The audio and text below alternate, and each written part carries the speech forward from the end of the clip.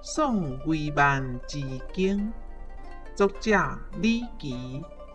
雕文游子唱离歌，昨夜微霜初渡河。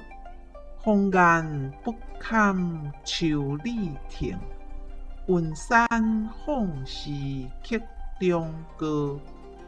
关城素食吹寒君，牛苑dim声向万岛。目见长安行乐处，空灵岁月已蹉跎。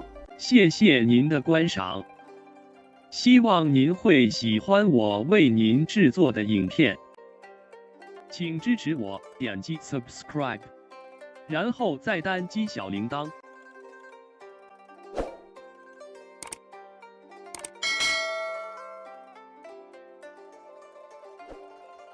请点击下面观看同一系列的影片。